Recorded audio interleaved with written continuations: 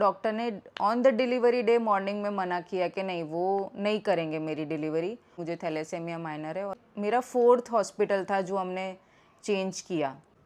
Hello and welcome to my channel. आज मैं share करूंगी मेरा प्रेगनेंसी एक्सपीरियंस, जो भी चैलेंजेस मैंने फेस किए during pregnancy for entire 9 months, और हमको किस तरीके का फीडबैक मिला डॉक्टर से, किस तरीके से आपको एक हॉस्पिटल चूज़ करना चाहिए। सो बेसिकली ये जो वीडियो है, this is an informative video जिसमें आपको पता चलेगा कि आपको क्या क्या चीज़ों के लिए अवेयर रहना चाहिए। किसी भी हॉस्पिटल को चूज़ करने से पहले आपको किन किन चीज़ों का ध्यान रखना चाहिए। तो आई वुड रिक्वेस्ट कि आप ये पूरा वीडियो ध्यान से देखें, आपको काफ़ी मदद मिलेगी और आपको काफ़ी चीज़ें नई जानने भी मिलेगी कि अभी नए सिनेरियो में क्या क्या चल रहा है और किस तरीके से एक पेशेंट को ट्रीट किया जाता है। तो जब प्रेगनेंसी के बारे में पता चलता है तो हमारा पहला प्रेफरेंस यही होता है कि हम सबसे नज़दीकी अस्पताल में जाएं और सबसे जिन्होंने ऑलरेडी पहले एक्सपीरियंस किया है हमारे रिलेटिव्स में, उनके पास जाइए, हमारा फर्स्ट प्रेफरेंस होता है। तो हम हमारे नज़दीकी अस्पताल के डॉक्टर के पास गए और उन्होंने बताया कि सब कुछ नॉर्मल है, और मैंने उनको बताया कि मेरा प्रेफरेंस है कि मुझे नॉर्मल डिलीवरी ही करवानी है। तो उन्होंने भी बोला कि हाँ, अगर आप ठीक से ध्यान रखोगे और डाइट और एक्सरसाइज करोगे, एक्सरसाइज का तो उन्होंने ज़्यादा बताया नहीं, बट उन्होंने बोला कि अगर आप अच्छे से ध्यान रखोगे 9 मंथ्स में तो नॉर्मल डिलीवरी हो सकती है। फिर उनके साथ थोड़ा फॉलोअप चला, 2 महीने तक मैं वहाँ गई, और साइमल्टेनियसली मुझे मेरे रिलेटिव्स ने बताया कि मुझे एक केस जो है, एक फ़ाइल बनानी चाहिए गवर्नमेंट हॉस्पिटल की भी, ताकि एक बैकअप रहे। फॉर एन एग्ज़ाम्पल, अगर यहाँ पे डॉक्टर अवेलेबल नहीं है तो गवर्नमेंट हॉस्पिटल में भी हमको एक केस होना चाहिए। और दूसरा, अगर केस हो तो अच्छा है, तो राइट नाउ लोग क्या करते हैं कि एटलीस्ट 2 हॉस्पिटल की फाइल्स रखते हैं। तो मैंने साथ साथ में गवर्नमेंट हॉस्पिटल में भी मैं गई और हमने देखा कि दोनों जगह फीडबैक सेम आ रहा है कि एवरीथिंग इज़ पॉजिटिव और हर चीज़ ठीक से हो रही है।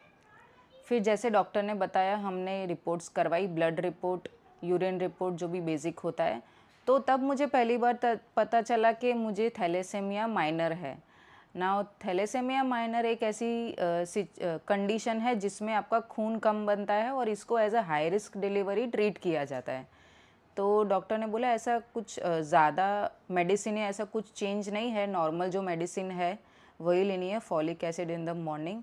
और फिर जैसे साइमल्टेनियसली गवर्नमेंट हॉस्पिटल में भी चल ही रहा था मेरा फॉलोअप, तो वहाँ पे भी उन्होंने कुछ बताया नहीं उस टाइम पे। फिर थोड़े टाइम बाद मेरे पेरेंट्स ने बोला कि मुझे और एक जो बड़ी हॉस्पिटल है जहाँ पे सारे इक्विपमेंट्स होते हैं, क्योंकि इसमें कैसा होता है कि अर्बन हॉस्पिटल में if there is any complication तो आपको बड़ी हॉस्पिटल में मूव किया जाता है। तो उन्होंने बोला कि हम वहाँ पे भी एक केस निकलवा लेते हैं फॉर अ बैकअप। तो वहाँ पे मेरी 3rd फाइल हुई, वहाँ पे मैं गई, वहाँ पे भी उन्होंने मेरा ब्लड रिपोर्ट किया, सोनोग्राफी और यूरिन टेस्ट किया, तो वो सारी चीज़ें नॉर्मल आई। फिर जब 8th मंथ स्टार्ट हुआ, डिलीवरी के डेज़ वापस मतलब नज़दीक आने लगे, तब ऐसा होता है कि आपको हर 2 वीक में हॉस्पिटल जाना होता है। तब जब मैंने ब्लड रिपोर्ट कराया तो मेरा आयरन है जो वो कम आया, मतलब, तो उसके लिए उन्होंने आयरन सुक्रोज की बॉटल्स भी चढ़ाई। वो भी एक चीज़ हुई जिसमें अल्टरनेट डे आपको बॉटल चढ़ाते हैं to increase the haemoglobin in the blood. ठीक है, तो वो चीज़ भी हुई। फिर उन्होंने जब 15 डेज़ बाकी थे डिलीवरी के, तो डॉक्टर ने देखा, गवर्नमेंट हॉस्पिटल के डॉक्टर ने, कि मुझे थैलेसेमिया माइनर है।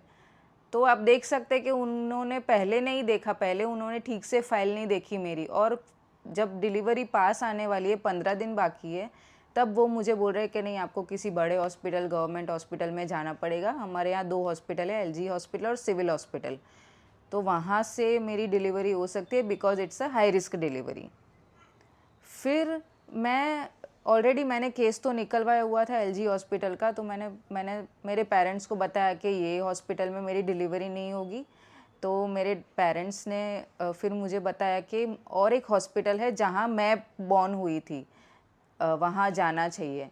तो मैं वहाँ गई और मैंने देखा कि वो डॉक्टर को काफ़ी अच्छा एक्सपीरियंस है, क्योंकि मैं वहाँ पैदा हुई थी, तो ऑलमोस्ट 30 इयर्स का तो कम से कम एक्सपीरियंस है ही डॉक्टर को। मैं वहाँ गई और मैंने उनको बताया कि गवर्नमेंट हॉस्पिटल में ऐसा हुआ है कि उन्होंने पहले देखा नहीं कि मुझे थैलेसेमिया माइनर है और अभी वो बोल रहे हैं कि वो मेरी डिलीवरी नहीं करेंगे। फिर हम वहाँ गए तो वहाँ भी डॉक्टर ने बोला कि ओके आप आ सकते हो, आपका डिलीवरी डेट जो है 24 अगस्त, तो आप आइए यहाँ पे मॉर्निंग में। और अगर आपको वेट करना है तो आप थोड़ा बहुत हम वेट भी करेंगे जब तक नॉर्मली पेन नहीं आता है। तो हम लोग वहाँ गए और 24 अगस्त को मैं वहाँ गई मॉर्निंग में, तो पेन आया नहीं था। तो हमने सोचा कि थोड़ा और वेट कर लेते हैं, नेचुरली अगर पेन आ जाए तो वो सबसे बेस्ट रहता है, इसीलिए फिर हम 28 अगस्त को गए। तो वो हमारे सबसे ट्रस्टेबल डॉक्टर थे, हमने उन पे ट्रस्ट किया था बिकॉज़ वहाँ मैं बॉर्न हुई थी, उनको काफ़ी अच्छा एक्सपीरियंस भी है। तो उन्होंने बोला कि नॉर्मल डिलीवरी तो नहीं हो सकती बिकॉज़ मेरी एज अबव 30 है, तो कोई मतलब ही नहीं है क्योंकि पेल्विक ओपन ही नहीं होगा, उन्होंने ऐसा बोला। पर मैं और मेरे हस्बैंड बहुत ही फर्म थे कि हमको नॉर्मल डिलीवरी ही करनी है। तो यहाँ ये मेरा 4th हॉस्पिटल था जो हमने चेंज किया नॉर्मल डिलीवरी के लिए। बट वो डॉक्टर ने on the delivery day morning में मना किया कि नहीं, वो नहीं करेंगे मेरी डिलीवरी। और उन्होंने बोला कि हम तो हमारे हॉस्पिटल में रिस्क नहीं लेंगे, अगर आपको कोई दूसरा हॉस्पिटल करके देता है नॉर्मल डिलीवरी तो आप चले जाओ। फिर लास्ट डिलीवरी डे के दिन मैं और एक हॉस्पिटल गई, मेरी कज़िन ने बताया कि वहाँ नॉर्मल डिलीवरी ही करते हैं।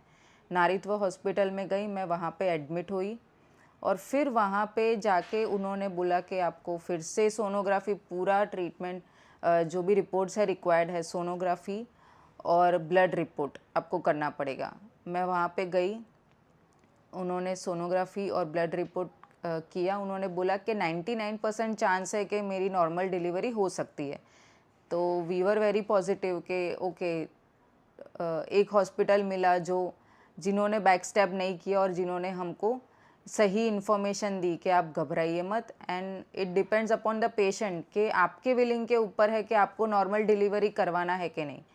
क्योंकि अभी ऐसा है कि लोग सामने से भी जाके सिजेरियन करवा देते हैं और इसमें ऐसा है कि आपको भी पता ही है कि नॉर्मल डिलीवरी में इतना चार्ज नहीं लगता है जितना सिजेरियन में लगता है। तो यूजुअली 1 लाख तक तो बिल पहुंच ही जाता है अगर आप सी सेक्शन करवाते हैं तो।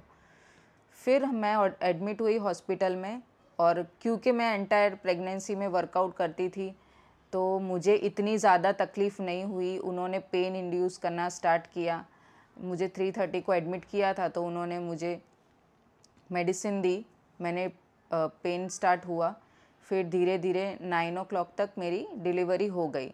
उस टाइम पे क्योंकि मैंने एंटायर प्रेगनेंसी के दौरान एक्सरसाइज की थी पूरे 9 महीने, रोज़ नहीं बट हो सके इतना अल्टरनेट डे भी मैंने एक्सरसाइज की थी। और लास्ट 1 मंथ में तो मैंने बहुत अच्छे से एक्सरसाइज की थी, जैसे वॉकिंग है। और आपको मेरे चैनल पे जो भी मैंने एक्सरसाइज की है, जो भी मैंडेटरी एक्सरसाइज हैं, वो सारे वीडियोस आपको मिल जाएंगे। तो मेरी रिक्वेस्ट है कि अगर आप नॉर्मल डिलीवरी करना चाहते हैं, अगर आप सीरियस है अब नॉर्मल डिलीवरी के बारे में, तो आप एक्सरसाइज ज़रूर करें। एक बार अपने डॉक्टर की सलाह लें और सब ठीक चल रहा है तो आपको एक्सरसाइज ज़रूर करनी चाहिए। देखो पेन तो होता ही है बट एक्सरसाइज से क्या होता है कि आपका लेबर ड्यूरेशन है वो बिल्कुल कम हो जाता है उसके चांस। क्योंकि नॉर्मली क्या होता है कि 12 से 24 घंटे का टाइम होता है, किसी किसी को 2 दिन भी वो लोग लेबर में रहते हैं, मैक्सिमम बहुत ज़्यादा टाइम होता है। तो अगर आपने एक्सरसाइज की होगी तो आपकी विल पावर बहुत ही स्ट्रांग रहेगी, आपका माइंडसेट बहुत ही स्ट्रांग रहेगा, आप प्रिपेयर्ड होंगे उसके लिए कि आपको पेन लेना ही है। बट वो ज़्यादा देर तक नहीं रहेगा पेन, तो आपको ज़्यादा सहन नहीं करना पड़ेगा। सो आई वुड रिक्वेस्ट कि आप अपने लिए पहले से ही एक प्लान बनाएं, एक्सरसाइज करें टाइम निकाल के। और जैसे मैंने एक्सरसाइज की थी तो मुझे एक्सरसाइज से बहुत हेल्प मिली, मैंने अच्छे से मेरी डिलीवरी नॉर्मल हो गई। सो ओवरऑल मैं आपको ये बताना चाहूँगी कि अगर आप अपने डिलीवरी फ़ेज़ में है और आप कंफ्यूज है कि आपको कौन से हॉस्पिटल में जाना चाहिए, तो मैं आपको बोलना चाहूँगी कि आप 3 से 4 हॉस्पिटल्स में बैकअप ज़रूर रखें। अच्छे डॉक्टर के पास जाएं जो आपको ऐसे एंड मोमेंट में ट्रैप पे ना फंसाए, बिकॉज़ अभी यही चल रहा है कि एंड डे पे हॉस्पिटल्स पे ये बोलते हैं कि नहीं आपका सी सेक्शन ही करना पड़ेगा, तो आपको वो सिनेरियोज पता होने चाहिए कि किन सिनेरियोज में सी सेक्शन होता है। तो फर्स्ट ऑफ ऑल तो जैसे कॉर्ड फंस गई है गले में, तो अगर 3 राउंड्स हो गए तो सी सेक्शन करना पड़ता है। अगर हार्ट बीट कम हो गई है तो उस सिनेरियो में आपको रिस्क नहीं लेना चाहिए, सी सेक्शन करना पड़ता है। ब्रिज पोजीशन में अगर बेबी है तभी भी सी सेक्शन करना पड़ता है, तो उस सिनेरियो में रिस्क ना लें। बट अगर सब कुछ नॉर्मल चल रहा है तो मैं आपको कहना चाहूँगी कि आप बिल्कुल पॉजिटिव रहें, आप ऐसे कोई भी ट्रैप में ना फंसें, क्योंकि हमने जो फेस किया है, हमने लास्ट डे पे हॉस्पिटल चेंज किया और उसी हॉस्पिटल ने हमको नॉर्मल डिलीवरी, जिस हॉस्पिटल में हम पहले कभी गए भी नहीं थे, वो डॉक्टर ने हमको भरोसा दिलाया कि नहीं नॉर्मल डिलीवरी हो सकती है। और मैं ये कहना चाहूँगी कि अगर आप ये फेज़ में हैं तो पहले तो इन्फॉर्मेशन रखिए अपने पास, किसी को आपको ट्रैप में मत फंसाने दीजिए, एजुकेट करिए खुद को, माइंडसेट बहुत ही स्ट्रॉन्ग रखिए। ऐसा नहीं कि एंड टाइम पे कोई रिलेटिव आपको आके कुछ कह रहा है या डॉक्टर कुछ कह रहा है तो आप उनकी बातों में आ जाए। अगर आपके पास नॉलेज होगा तो आप उनको काउंटर क्वेश्चन कर पाएंगे।